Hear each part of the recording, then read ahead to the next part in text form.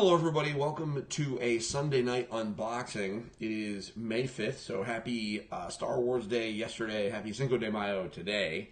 It is 10:14. I have it on Eastern Standard Time. I have it under good authority that Game of Thrones is currently playing right now, and it's 1 hour and 18 minutes long. So I thought I would start about 5 minutes before the Game of Thrones folks were done.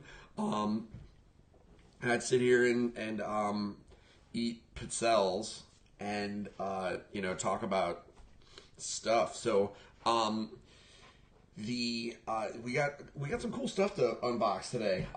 Ice Cool and Orc Olympics. So Brain Games has sent us some fun stuff. They sent us Ice Cool 2. Oh, that's my desktop right there. See? Yes, I have too many icons. Don't judge. Ice Cool 2. And they sent us Orc Olympics to take a look at. And when they're done, we're going to take a look at a little bit of Century Spice Road, which is from Plan B Games. The Century games, there's a whole bunch of them. There's 3 actually right now, but I think they're doing a 4th one soon. And I am... Is it a good video? Should I be sharing it with everybody? I mean, I'd put the pizzelle down if it were me, but... Are you judging me on my pizzelle? I'm judging you on eating on camera. That's just creepy. Pizzelles are amazing.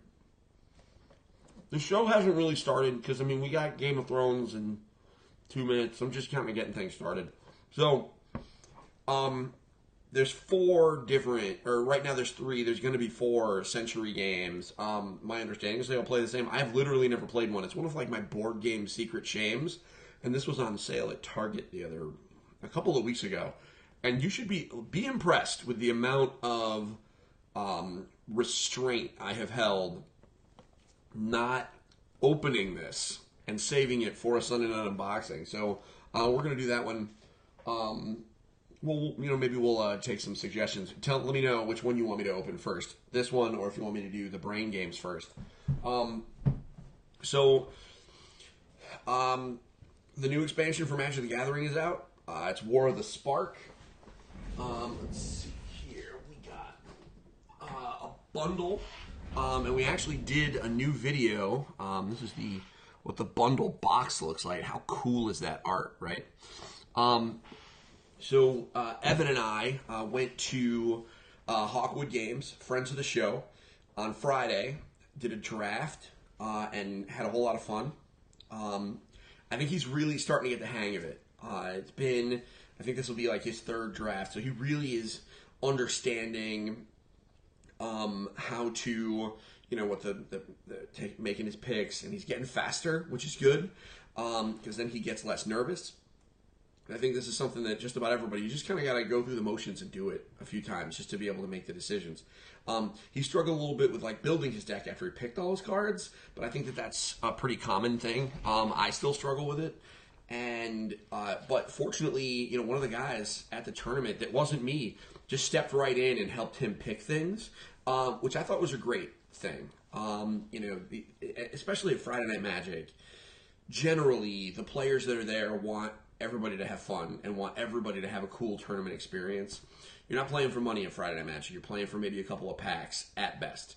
So you're enjoying yourself, and I think it was good for Evan.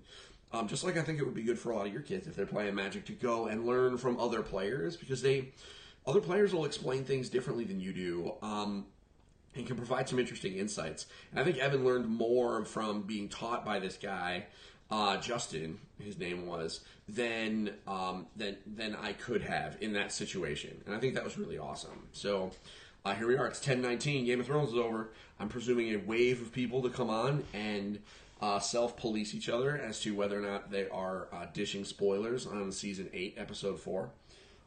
I did not watch it, so please don't spoil me, although I don't really care, because I'm going to watch it myself anyway. Let's see here. And I just got... Someone is sending me a... Are you judging me? Totally. My wife is judging me because she thinks that I should put the Pizzelle away.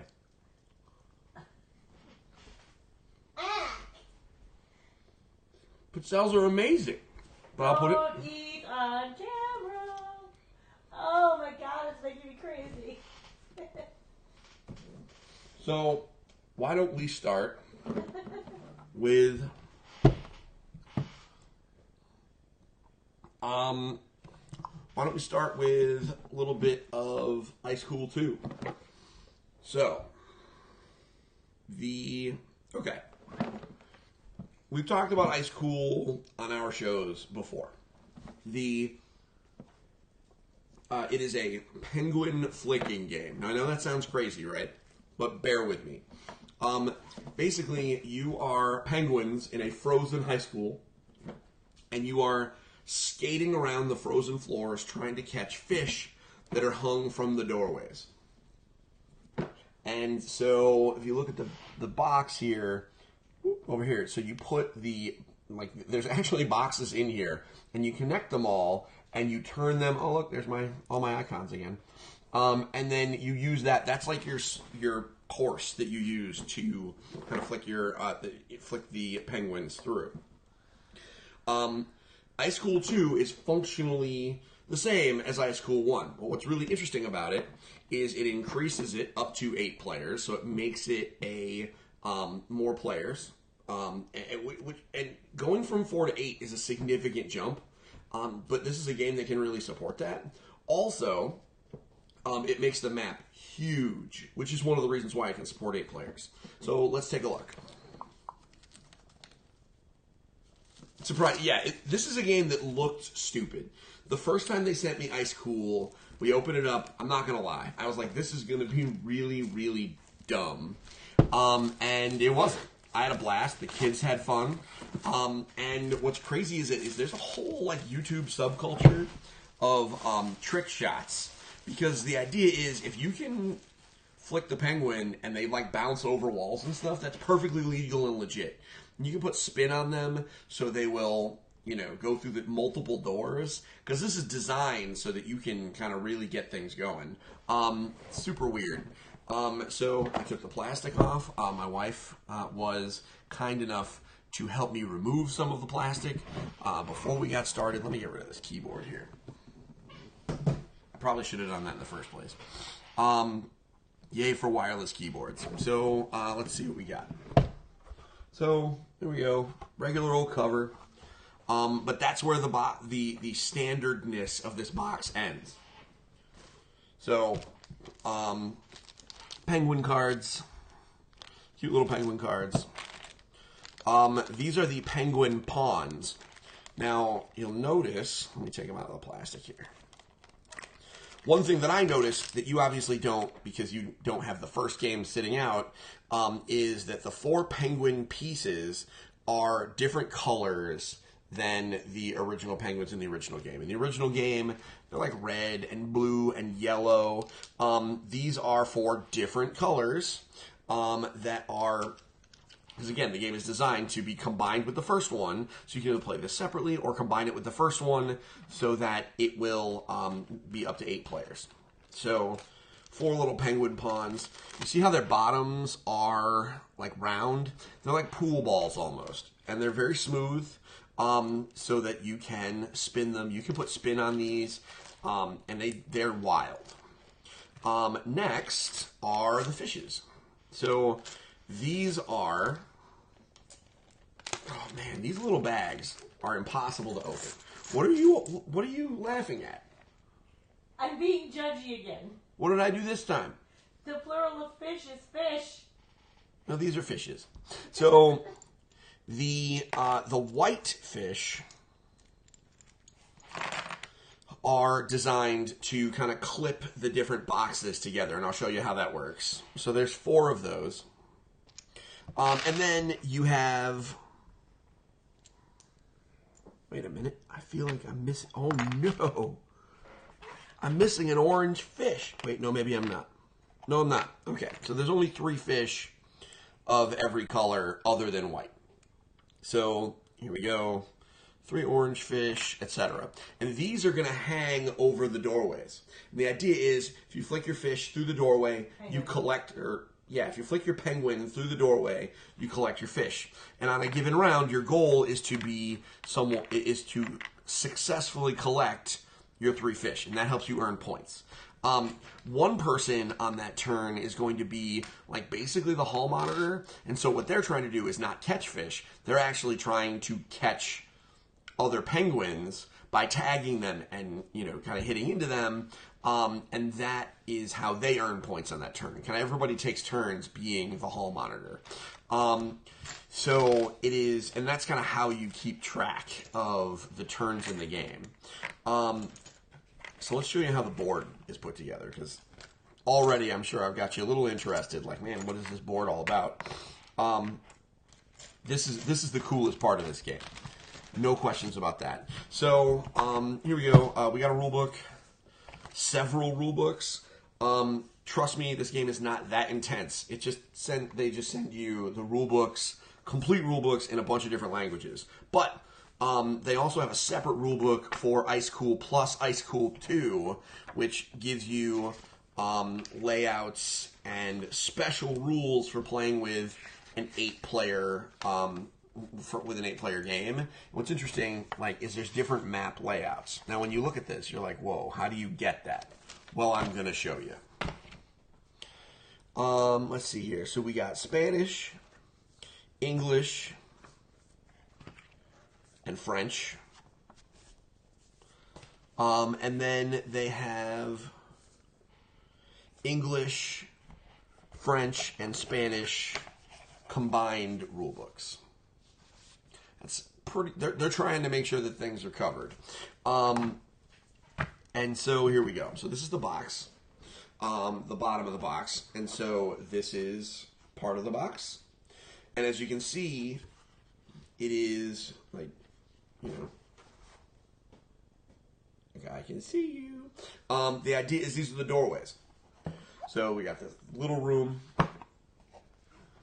We got this big room that has 2 doorways here and one on the long side, and only doors on there. We have the opposite of that.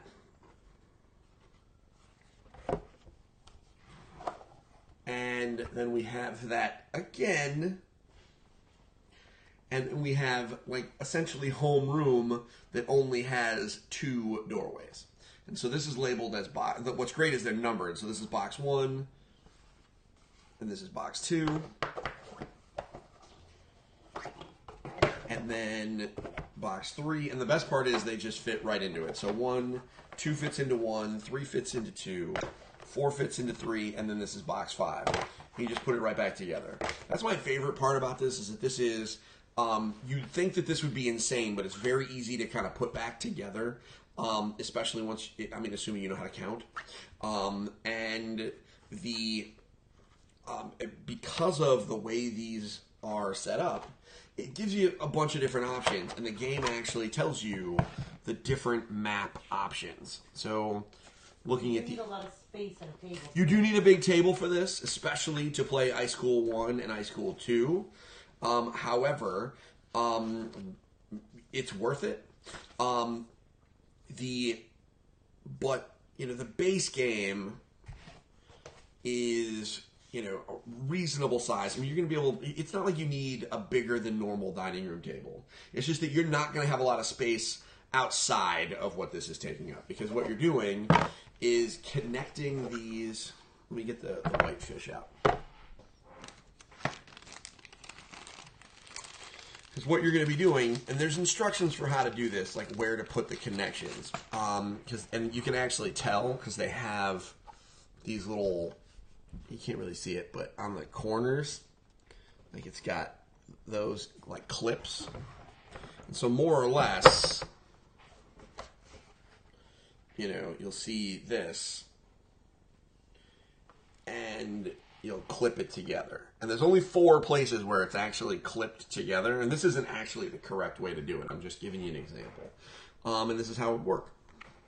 So, yeah, that's Ice Cool 2. We're really excited. I cannot wait to get 8 players together that know how to play Ice Cool 2, or Ice Cool in general, because that's going to be a fun game to play.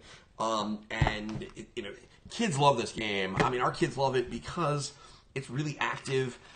You're not sitting down playing this game. This is a game that you're going to set up at a table. You're going to pull the chairs away, and everybody's just kind of stand around and watch and participate. So it's just by default a little bit more active. And the trick shots and trying to get things done. The only problem I had with this game initially is that I would hurt my finger flicking the little penguins because I was being way too rough flicking the penguins. And I went to Toy Fair in February and complained about that to one of the Brain Games guys, the community manager, and he looked at me and he was like, "Guy, you realize that they're just penguins and these things are like less than an ounce. Like you really don't need to like really slam them. You can just kind of move them." And it was like an epiphany to me. Like I just assumed that it's a flicking game. You're supposed to like really, get it. You know what I mean? And it turns out that I was just doing it wrong, so I was tormenting myself for no darn reason. Who knew? Right? What do you think? I mean, that sounds on brand for me. Yeah, it's a fun game. So there we go. That is Ice Cool 2. Yeah, let us know in the comments if you have any thoughts on this one. I'm a big fan. So, can't wait to get this one to the table. Next, let me put the box over here without breaking my keyboard, because I don't want to do that. Next is Orc Olympics. This one was not broken for me, or broken into for me. Oh, no, it was. Kind of. Man, I'm really bad at opening plastic on board games. Has anybody noticed yet? It is not my superpower. Orc Olympics. This is a card game for ages 8+, plays in 15 minutes, 2 to 5 players.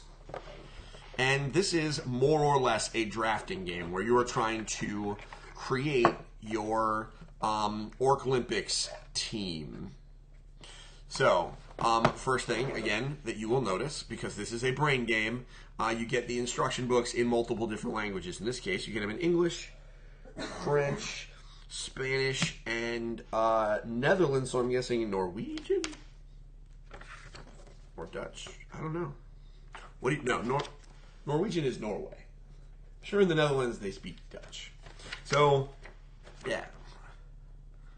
I'm not going to try and read. I could probably do a podcast of me trying to read instruction manuals in other languages. Do you think that would get me in trouble? Yes, I do. I struggle reading them in English. So, so these are. But here's the good news, right? This is the Dutch. This is the instructions. That's it. This game is very simple. And really, what you're doing is you're drafting your team for the Orc Olympics. So here's what we got. What it comes with is there are these 2 trophies and 2 little standees for the trophies. So these just get punched out. You have a first and a second place trophy. And then a deck of cards. That's it, folks. Let me get you out some of the... and basically what you're doing is there are tribes that you are drafting. And then you are having... you kind of taking turns playing them out, and then it becomes, after you're done drafting, then it turns into a trick-taking game. Pretty straightforward. And once I can open this plastic, I should get a knife for when I do this. I should have, like... A letter opener. A fancy EFG letter opener.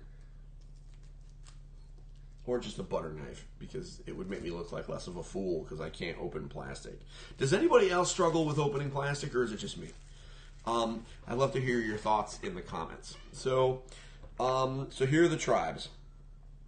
There are humans who are pretty average. They don't do anything particularly well. In fact, if you look at... Basically what will happen is you look at the stats on the left-hand side. Those are like the different kinds of events. So, strength is red.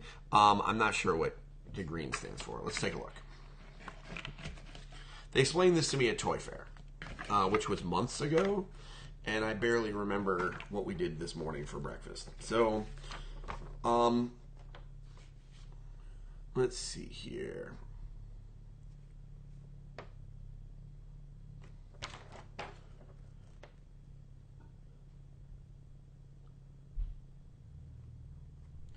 This is great television, isn't it?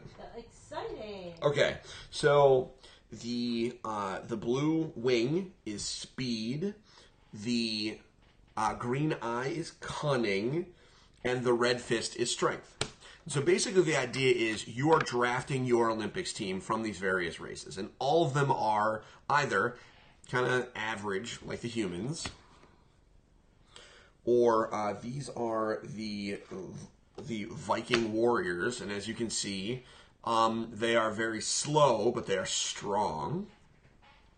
And there's a bunch of them that are, but they are, let's see here, they all kind of have the same stats, right? So we got the humans, the Vikings, then there are the elves, who are fast and cunning, but they are weak. And then there are goblins, who are fast and strong, but they are stupid, which makes sense because they are goblins. And then there are genies, who are very cunning.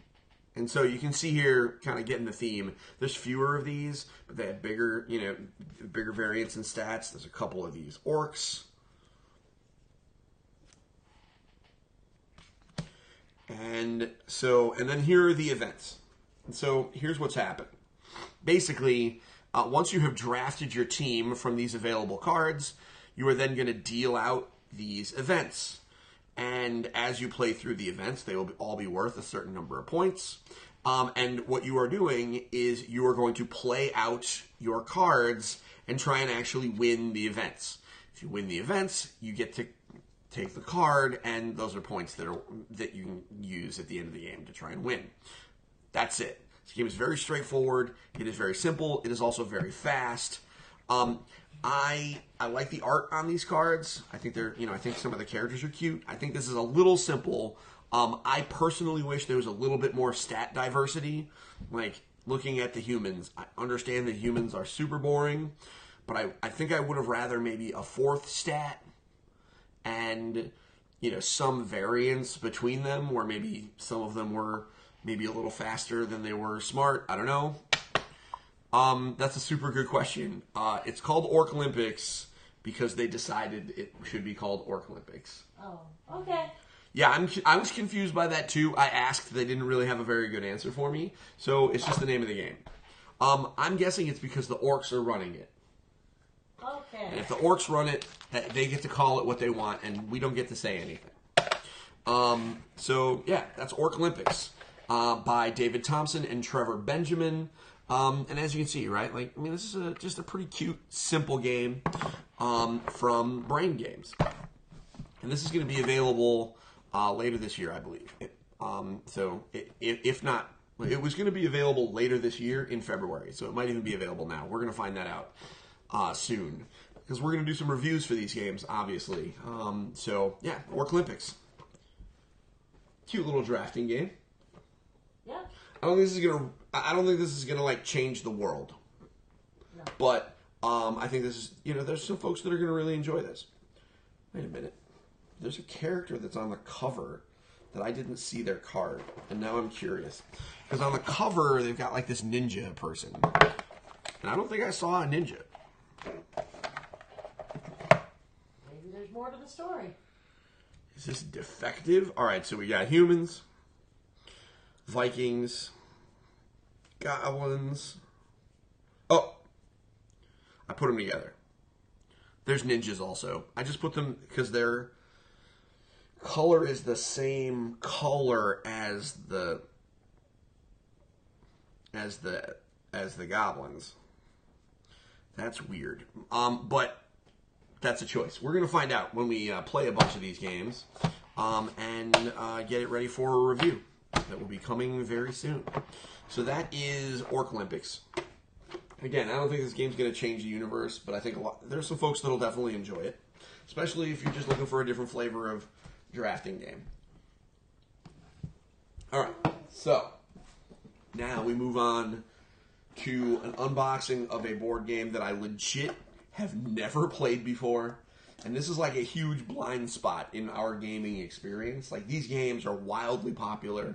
People swear by them. And I legitimately have never even opened the box. Like, I don't know what they look like. I've never seen them. I don't know how they're played. I'm excited to get this one to the table. And apparently all of them are very good. So this is Century Spice Road. Somehow the plastic came off this one super easily. So Century Spice Road is a game by Emerson Matsuuchi, Matsuuchi. I'm guessing that's Matsuuchi. Published by Plan B Games. This is for players aged 8 and up, 2 to 5 players, and it plays in 30 to 45 minutes. And I think an important thing is the illustrator here is Fernanda Suarez. That's advertised right on the box, and I understand why. This is an absolutely gorgeous looking game. I mean, just look at this cover art. Let's just take a minute.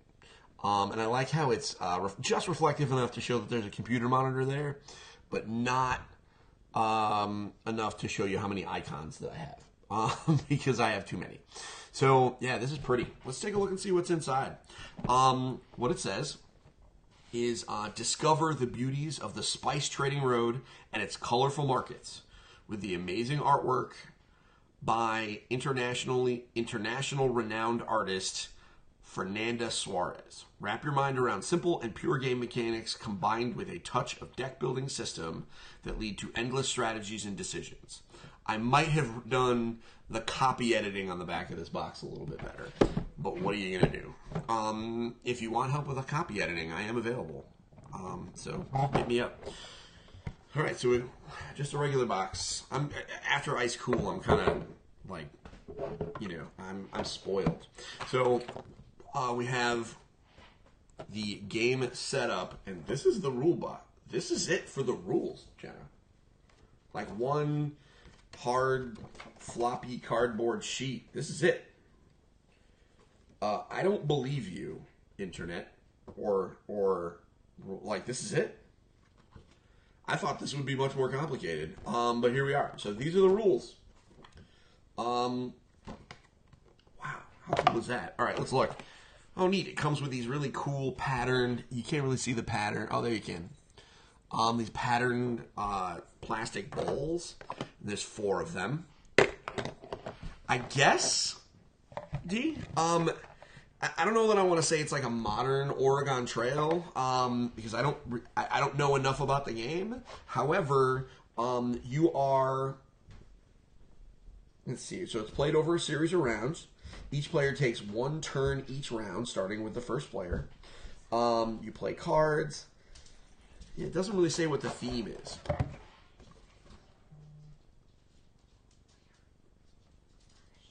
So, all right. So we got these. So we'll figure it out. We might have to talk about it later. Bless you. Why do we have a little guy down here? He doesn't feel so well. Oh. Thanks for sharing. You're welcome. You don't feel so well, Mr. Stark? Okay, so. I'm not Mr. Stark. I'm Jacob. That's the meme. No, I don't know. The meme is... Nope. No. Mr. Stark. I'm going to remove all electronics from the household if we talk about me. And so we have more of these bowls. So there's 4 of the bowls. Yeah, I just did the thing.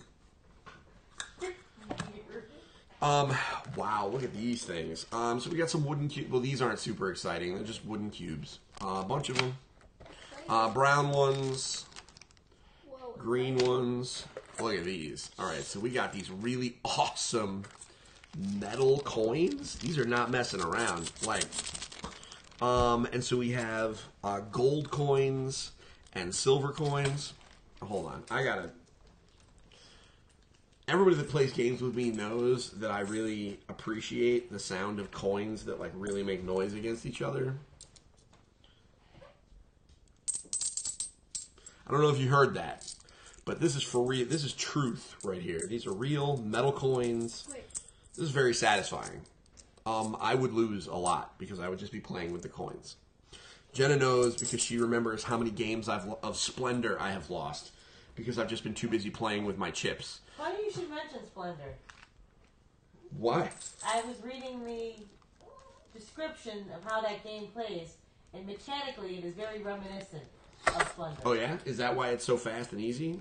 I don't know. Jake, feel these coins. Tell me that's not awesome. Don't open it. Don't open it! I'm Are gonna you- sell these on eBay for $2. No. Wait, Dad, do you even have your mic set up? I have that. Oh. I have a webcam mic. Okay, so, and then, it's got some more cubes, more red cubes, more yellow cubes. All of this is fitting, by the way, into this really fancy insert. And these are some beastly tarot-sized playing cards. Which, guess what, folks? That means more plastic for me to struggle to open. I like opening plastic stuff. I thought you didn't feel well.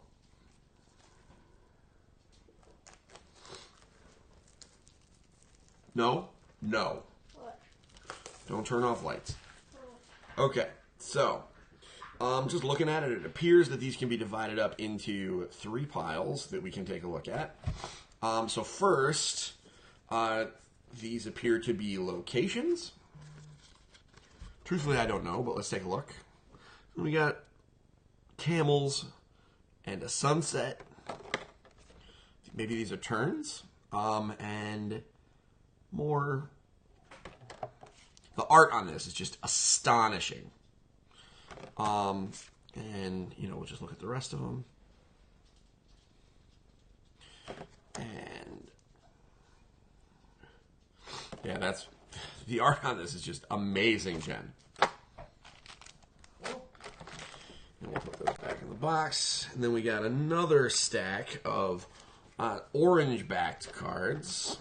So these were black and gray. Now we have orange. And these appear to be things that are worth points. So I know that we are playing cards to collect cubes and then using these cubes to complete tasks. These could very well be the buy these things with these cubes. And, just look at some of this art. Man. And there's a ton of these, ranging in point values from like 14 to, I saw a 9 in there, 16, 17. Whoa. Definitely, So, again, I don't know how to do this, but here we are. And there's a thick stack of these. So my presumption is there's a lot of different options, lots of different things to get. There's a Golem edition of this, where instead of using these mechanics to travel down a spice road, you're trying to build robots. And these are how you gather resources. These are purple. And so you are claiming these cards, and they give you different combinations of cubes and let you convert the cubes that you have into other things. Have not played this game, but now I am super intrigued, especially since I heard that it is similar to Splendor, because that is one of my favorite games of all time. There's an expansion for Splendor. Did you know that? No. I just found that. I knew about it, but I had forgotten about it. We're gonna have to get that. And there's a game mat. There's a play mat for it also. Oh, you need that. Yeah. You have issues. Yes, I do have issues. I love play mats. So yeah, that's Century Spice Road. I know. For example, I know the guys on the Family Gamers swear by that game. They love the Century games. So we're definitely gonna, have to take a look at it. So yeah, this has been our Sunday night unboxing. I know it started a little later than we normally start, but we we had a first communion party this afternoon, and then we got home, and my oldest and I spent about an hour filming an unboxing video for a bundle box for the new Magic the Gathering set, which we're gonna. Now that we realize that it was an hour, we're going to try and clip that up a little bit, because who wants to watch that for an hour? That's crazy. Things just kind of got away from us, so I did it a little bit late tonight. So I decided to wait until after Game of Thrones. Thought that would help. That's Century Spice Road. This has been our Sunday night unboxing. We'll be back this week with, I will be doing EFG shows. I will do an EFG show on Wednesday with Megan. I will be back on Thursday night for Thursday Night Token Talk. If you are interested in a quick podcast and you got 10, 15 minutes to spare, I definitely would recommend that you subscribe to the EFG Daily Commute. That comes out at least 2 to 3 times a week. I record that during my commute to my day job. And we also, as always, have the Engage, a family gaming podcast that goes live every Friday-ish, where we talk about video games and board games alternating. And we're on the road to E3, which is absolutely nuts. And we've got all sorts of great plans for that. So I hope you guys have a great day. We will see you soon. And until next time, don't forget to get your family game on. We'll see you soon. Bye.